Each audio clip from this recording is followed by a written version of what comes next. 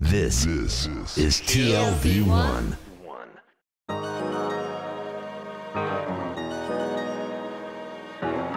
The Tel Aviv Review.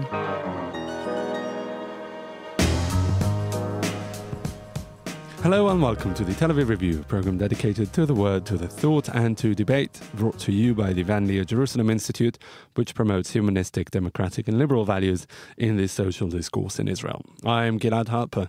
And I'm Dahlia Shenlin. I'm your co-host together with Gilad. And we'll be talking every week about literature, research, writing, and things that have captured our attention. Our guest today is a historian whose doctoral dissertation from New York University was entitled Among the Jews and Other European Peoples, Hannah Arendt, 1924 to 1951. And it looks at the political activism of one of the greatest Jewish intellectuals of the 20th century, a controversial Jewish intellectual, in her role as the quote-unquote public intellectual. We're going to talk about exactly what that means. Dr. Olga Kirschbaum, hello and welcome to the show. Thank you for having me. Okay, so much has been written about Hannah Arendt's life and work. In your dissertation alone, you offer, I would say, an exhaustive bibliography that includes biographies, intellectual biographies, books about her notorious relationship with the pro-Nazi philosopher Martin Heidegger, analyses of her writings, predominantly the canonical origins of totalitarianism and Eichmann in Jerusalem, as well as her views on Zionism, Jewish American identity, religion, anti-Semitism, post-war European culture, and the list goes on. Take a breath, Gilad. And on. Yeah, even I'm exhausted. Yeah.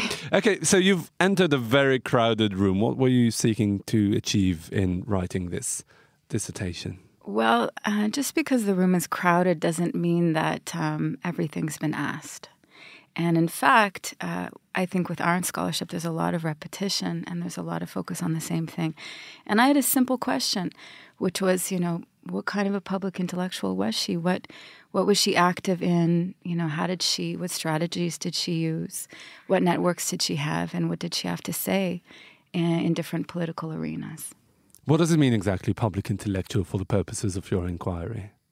Well, so public intellectual, how I define it, is someone who's interested in political change. And political change is not just, affairs of the state or the parliament or that kind of thing, but rather cultural change, social change, economic change. And the Weimar Republic was a time when a lot of intellectuals were engaged politically in that particular way. So that's how I define it for the dissertation. Well, you write about that activism, and specifically that it's typical that her activism was typical of German Weimar intellectuals. And can you characterize what it means to be a Weimar intellectual? I mean, we talk about public intellectuals, and you've given a good definition. What distinguished or characterized the public intellectuals who were trying to change political life in the Weimar era, and what direction were they trying to change it that makes her typical of that? Well, first of all, I think it's this idea of total cultural change. But the tactics or strategies were very diverse in the Weimar Republic. I mean, you had people who were engaged in writing the Constitution. You had people who wanted to create a coterie of specialized scholars who would then sort of conquer different universities like Stefan Georg. You had people who had a Marxist perspective that they had to create the right theory that would then, make them the vanguard to lead the proletariat. So in the Weimar Republic, there was just a lot of engagement of intellectuals in political activities, creating adult education centers, defining radio as an educational tool. I mean, radio really comes up in the 1920s. So it's just a proliferation of political involvement. That's one aspect. And the second one is that Weimar intellectuals were very interested in criticizing their own particular group. So they were quite cliquish. That's the sociology of it. They tended to be very focused on making sure that there was a distinction between their group and other like-minded groups, and focusing then to do that on this issue of theory, right? They're very big into, we are going to come up with the right theory for this political, social, economic Well, they change. are, after all, German, so they have to be big in theory. Yeah, but what was it about really the political circumstances? I mean, we all know that it was a very unstable time. The interwar period in general, especially in Germany, was a very tumultuous period. How would you say that the political underpinnings of that reality fed into the intellectual makeup of the time? Well, Germany, first of all, had been an empire, and this was the first go at being a republic. So that already got people thinking politically and having to come up with what this republic was going to look like. German society was also highly divided religiously. I mean, we forget how active people were in Catholic movements and Protestant movements. Divided class-wise, you still have the old class system of the landed Junkers, very present and politically active. And at the same time, you have the most developed social democratic movement in Europe, one of the strongest communist parties in Europe. Everyone thought the revolution was going to happen in Germany. In fact, there was an attempt at it happening, and it failed. So it was a place of remarkable range politically and also opposition. And of course, the Germans had lost the war. Right. So tell us where Hannah Arendt fits into this. What is she advocating in her political activism during this time? What are the issues that she's focusing on? Okay, so in the Weimar Republic, she begins, in terms of her theoretical activism, on examining, what Christian neighborly love would mean. Now, this probably doesn't sound highly political to you, but in fact, it was, because in the Weimar Republic, they were very interested in this so-called theological political problem. What was the relationship between religion and the state and the concept? And so Arendt, in this dissertation, is doing something highly ambitious, like Weimar public intellectuals like to do, which is she's sort of saying, I'm going to take Augustine and I'm going to flip him for you. I'm going to show you that Augustine's not really a Christian thinker, that he grounds his concept of neighborly love in this idea of all human beings being descendant from Adam. And in fact, I'm going to give you a little quote from this dissertation that I think really brings this to bear. She says, "For the neighbor's relevance is not tied to Christianity. The binding power of the common faith in Christ is secondary. Faith in Christ redeems the past, and only the common past can make the faith a common faith. This past alone is common to all. To the world, the past is a matter of course, and only the Christian experiences the past in this explicit way as sin." So it's really kind of I think the reader will get a sense of how it's not light reading to be getting into her dissertation. But if you think about this is just highly ambitious for her to take on Augustine and to interpret him in this way and to say this is what he has to say about neighborly love and being in the world. Is it a sort of the beginnings of the roots of a universalist approach to try to universalize Christianity? Absolutely. So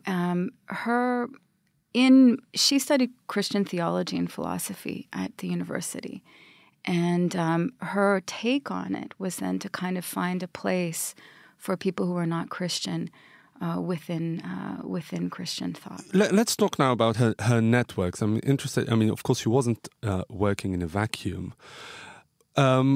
If we take her work on Augustine and perhaps others that followed, what were her influences? Who were the other intellectuals she corresponded with about other issues of the day? And can you map out that Arendt's network for us? Oh, with pleasure. I will point out that you do this very well in your own dissertation through very lengthy footnotes that read like a who's who of early 20th century celebrity intellectuals. Well, Arendt did have a lot of contacts with the who's who. I mean, she studied. We forget that German students could kind of hop from university to university. So she studied with Heidegger, she studied with Karl Jaspers, she studied with Bultmann, Dibelius, many these who were very prominent Protestant theologians. And all of them were highly involved in the largest questions about existence, about choice, about what Christian life meant, all of these important questions. And so her networks at the time were these prominent intellectuals, and at the same time, she had friends among many German Jewish students, Hans Jonas, for example. And I think in this encounter, she she develops a little bit of an autonomy in relation to what they're saying and what they're doing. And you see this in the dissertation by trying to forge this universal reading of Augustine in a way that I think they themselves would not have come up with. And I think in terms of the second part of the question, I think it's important, though, to understand what the cultural background was of these networks in relation to a young Jewish intellectual woman. These were all of these theologians who were by no means anti-Semites. I mean, Debelius was involved in the Christian-Jewish dialogue.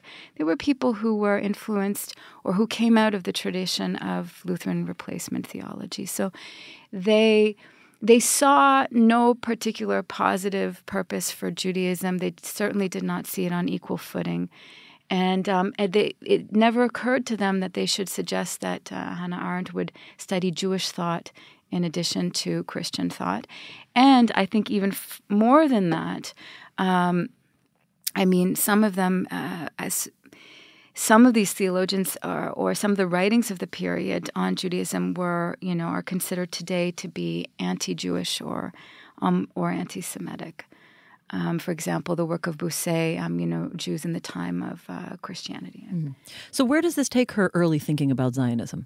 So until she meets Kurt Blumenfeld, Zionism is not really on Hannah Arendt's radar. I mean, her mom is a social democrat, and she's really into this world of Christianity and philosophy and being, etc.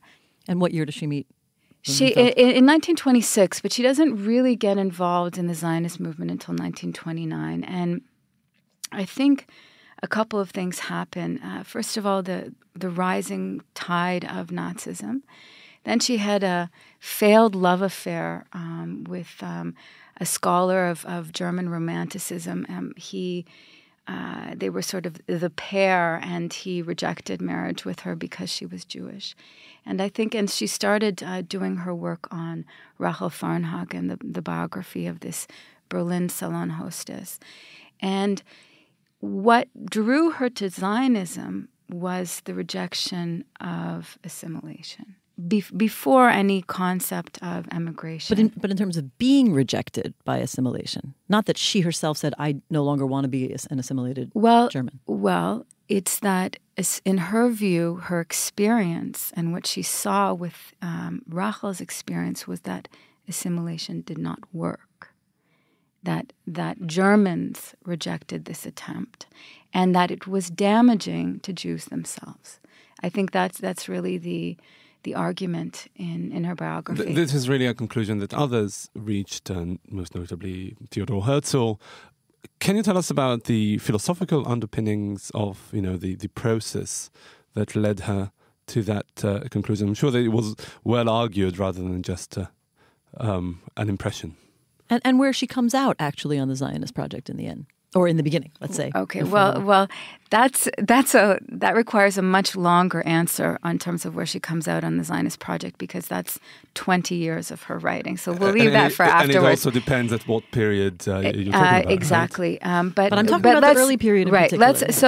Let's focus on that early period. So the philosophical underpinnings is that, quite simply, if the Enlightenment project was about reason, it was ultimately about the individual. And she said that was precisely the problem, that if it was the individual assimilating to German culture, there was no place for history. And it made Jews groundless, meaning lacking in history. And that Rachel had tried to do this and she had failed to do this. But there is a philosophical underpinning, and she turns this groundlessness into an existential condition.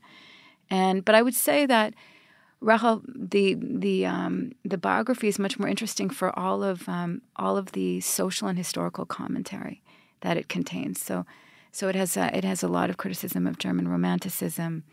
It criticizes the generation of the German Jews who participated in the Enlightenment. Wait, she criticizes Romanticism and the Enlightenment. Doesn't she like anything? No. And in that respect, she doesn't like anything. And in that respect, she's I'm not even being kind of snide, because this was the approach of many Weimar intellectuals, which is this unrelenting criticism, and in my view, a failure to offer alternatives or to really explore the full degree of what this kind of unrelenting criticism would mean. So the quintessential Weimar intellectual then is led by the events of the day, first to Paris and eventually to New York. How did this really eclectic journey shape her worldview as a public intellectual in the Weimar sense and perhaps beyond? And also maybe in terms of the people she meets in those other places. You know, for example, you have a group, you have some liberal Protestant theologians also in New York, like Paul Tillich. I mean, did this sort of deepen her direction that she was thinking about or change her circle of intellectual influences? Okay, so I think Arendt remained fairly true to this Weimar model, which was the focus on theory, really coming up with the right theory for political action, and also a kind of elitist strategy, which meant forging relationships with editors of elite journals, etc. And I think that's true all the way up until time in New York. In terms of how the context of her encounters in Paris or in New York affected her thinking, there I would say that Arendt was extremely affected, first and foremost, by her encounter with her second husband, Heinrich Blücher. In Paris, she was initially surrounded by both Zionists and communist refugees, since her first husband was a Jewish communist. But she was less interested in them. When she met Blücher, she was kind of faced with a group of German communists who had fled, like her, but for somewhat different reasons, and faced with his criticism of Zionism coming from a communist perspective. And if there's a leitmotif there, which is that she was extremely sensitive, not just sensitive about his criticism, but criticism of other non-Jewish intellectuals. Their criticism of Zionism was important to her, I think, up until the end of her life, actually. So I have to ask you, I mean, to what extent was she known in Israel or in, pre-state Israel, Palestine, the Mandate period, before the war, before the Eichmann trial and this infamous publication of Eichmann in Jerusalem that really made her into a sort of public intellectual enemy, not just a public intellectual in Israel? Was she known and already disliked for her? Well, actually, in the 30s, Arendt was liked very much because she was part of Youth Aliyah. I mean, her initial Zionist work was very much in line with Labour Zionism. She visited British Mandatory Palestine in 1936. She knew Recha Freier. She had contacts with Henrietta Zold, not close ones. And she labored to get the children... Sorry, in parentheses, was she already a celebrity in the 1930s? No, I wouldn't say she was a celebrity, but she was connected. She was very well liked and respected by Kurt Blumenfeld, who had an important position. And in what her work with Youth Aliyah, she was known. And she had also participated in the Zionist conferences. She was in Geneva in 1936. She paid the half shekel. She was a member of the Zionist organization. So in that period from 33 to 36, she was pretty standard. And so, I don't know if Ben Gurion knew her, but she was in the loop. Would you say that it was her second husband and his less enthusiastic thoughts about Zionism that poured cold water on hers? Oh, absolutely. There's no doubt. But on the other hand, her critical approach to everything and all ideologies, and the sort of guiding theme of a very insistent sort of universalism that runs throughout a lot of her thinking, as far as I understand, but you can correct me if I'm wrong, wouldn't that eventually have led her to be equally critical of Zionism on her own? Or maybe there's a reason why she was so open to her second husband's critique? Let me say that I think it's important to define universalism here, because at least in the Enlightenment sense, universalism sort of maybe blurred or dissolved any kind of national identity. Hannah Arendt never denied the concept of Jewish peoplehood or Jewish nationality. And it's actually a very important point to make, because many people who use her as a critic of Zionism fail to mention that point. It's not so much about universalism. It's rather that Hannah Arendt's only model ever really was Europe, were European models, right? European solutions to political problems, European culture. So universalism for her was in a European key. And in fact, many contemporary post-colonial critics will say that universalism has always been in a European key. What does that mean exactly, in a European key? How do you understand that? Well, it means that to be universal is to assimilate to Western cultural ideals. Mm-hmm. So it's a Western-centric approach to this liberalism. Okay. I want to go back to this idea that it was very important to those Weimar intellectuals to criticize their own groups. I mean, this is an interesting topic. I'm sort of superimposing Arendt of that period onto where we are today in Israel and in other societies too, where increasingly to criticize your own group is just seen as being a traitor and is discouraged. What do you think she would make? This is probably an unfair question, but you know her thinking better than a lot of people and her activism. What do you think she would make of where we are today in Israel? Well, it's kind of it is a loaded question, because I think that there is actually quite a bit of criticism in Israel or Israeli intellectuals are actually fairly open about criticizing Israel here and abroad. Well, they are, but they're excoriated for it. Right. So there's definitely a fight on that question. So Hannah Arendt often responded to what she perceived as the balance at hand. So when she was working very closely with Judah Magnus, who was getting sort of inching more and more towards groups that were openly Arab nationalist, she was kind of pulling him back and saying, well, maybe you shouldn't sign a declaration of the Asia Institute, which calls for an Arab Palestine where Jewish minorities might have, certain rights. So I think Arendt would, in any given situation, would be looking to see where the balance was. That being said, in her own life, she was consistently, and I think this is maybe the point, she was consistently more critical of her own group than others. So, for example, she was extremely insistent on Jewish responsibility, just like the responsibility of other European peoples in the rise of fascism, Jewish responsibility in the rise of anti-Semitism. And yet, after the war, she was busy praising European modernism and the European resistance movements. She didn't make a particular effort on calling on European intellectuals to stand up to anti-Semitism or to recognize their role. So there was, on the one hand, a sensitivity on her part to, how people were being critical, what they were saying, and on the other hand, a kind of imbalance, and how she would fit within contemporary Israeli debates, I don't know. So would you say that the fact that she remained so faithful to this, radical criticism of, the typical Weimar influences, even when the situation changed radically after the Second World War, was that what made her so provocative, so controversial? I'm trying to understand, because on the one hand you say that she was, a quintessential Weimar intellectual like so many others, yet she had this position in the public discourse as the enfant terrible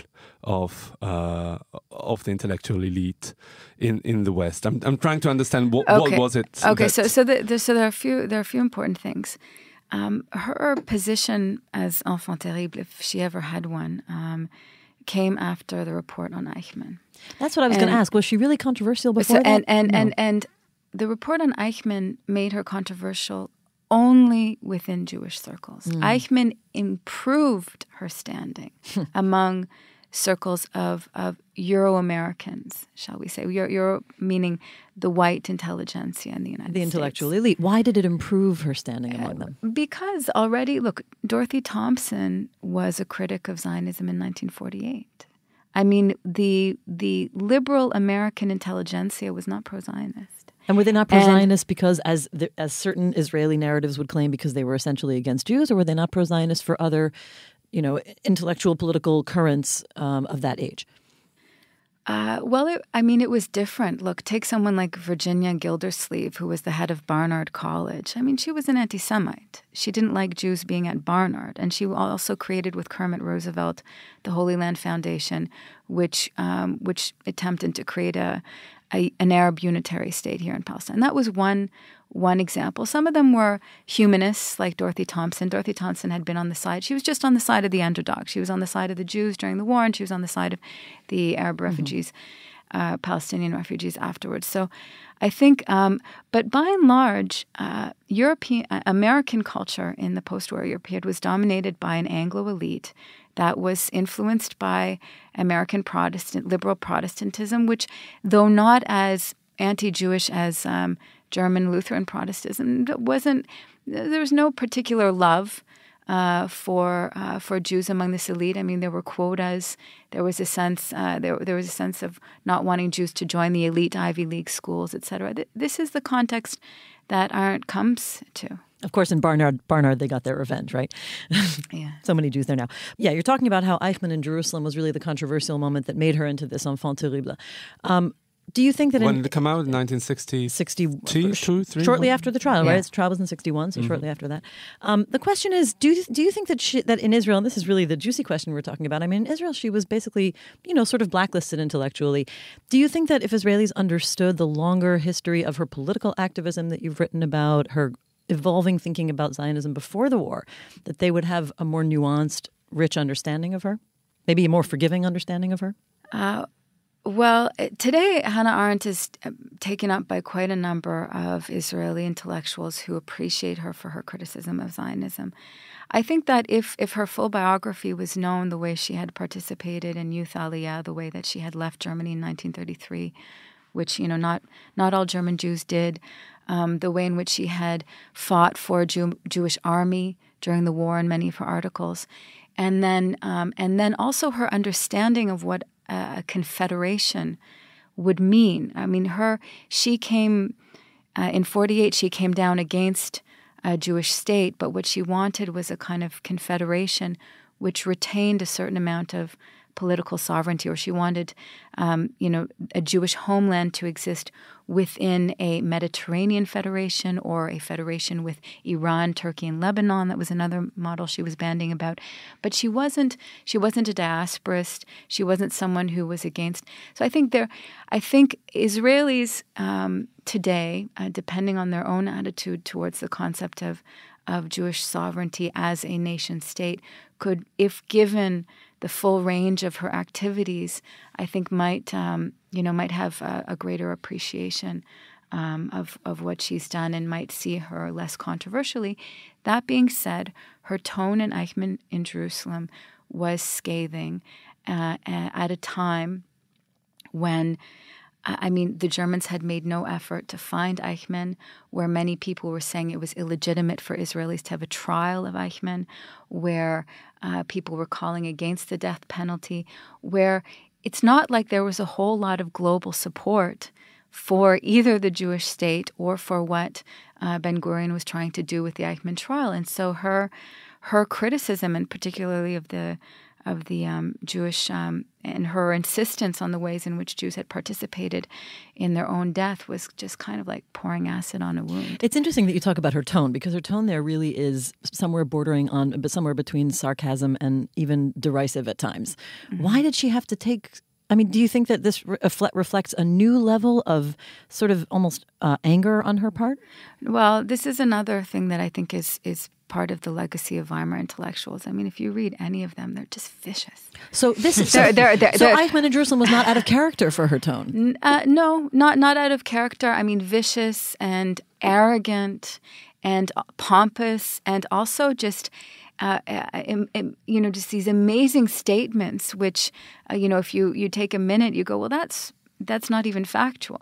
So, and that she's all the time these days, right? She's so really polemical, and she's no different than a lot of Weimar intellectuals. So it's just that the circumstances changed in the post-war era. I want to ask you one last question, because we are running out of time. Beyond the Israeli and Jewish circles, do you feel that the way she is remembered today does her justice? No. because her fame in Germany now, particularly after the film with Margaret Frontage's film on her, is really just situating her within kind of narrative of the good Jew is the Jew who's critical of Zionism and who steps out and who doesn't maintain national solidarity. And I think that is a very thin and caricatured picture of her activism in relation to Zionism. And I think it says nothing about her relationship to Europeans, to European politics, what she says about Pan-Arabism. I mean, there's a lot more nuance than that representation. But I think it's a very convenient representation for the people who are most interested in her. I want to ask one last question, and that's about this concept of the public intellectual, which really your dissertation is about her activities as a public intellectual. Do we have anything like the public intellectual as you define it these days in Israel, in America, in Germany, anywhere? Has that role continued in the current environment, or is it no longer really around? So I think that in Israel there isn't a public intellectual in the same way as the Weimar Republic intellectuals tried to be. But certainly there is a high degree of politicization among Israeli intellectuals. There are journalists, there are scholars who are using think tanks and institutes to ground certain political positions in scholarship, whether social and scientific, historical or otherwise. So I would say that there actually is a culture of public intellectuals here, and institutes like the Van Leer itself, to me, would be part of that, just as the Herzl Institute, the Shalem Center, and others. So I would definitely say that there is, but no one stands out in the same way that Sartre did in post-war France, or de Beauvoir, for that matter. Let's not forget her. All right, much more to be said about Hannah Arendt and her legacy, as well as all the other related topics, but we'll leave it there. Dr. Olga Kirschbaum, thank you very much for coming in today. You're most welcome. Thank you. And also big thanks to Tammy Goldenberg, our sound engineer, and to the Van Leer Institute for their generous support. If you like this podcast, there are many more where it came from. Just go to www.tlv1.fm/podcasts and take your pick. Also, don't forget to visit our new website, telavivreview.org. Like us on Facebook and follow me and Dalia on Twitter. Join us again next week for another edition of the Tel Aviv Review. And until then, goodbye.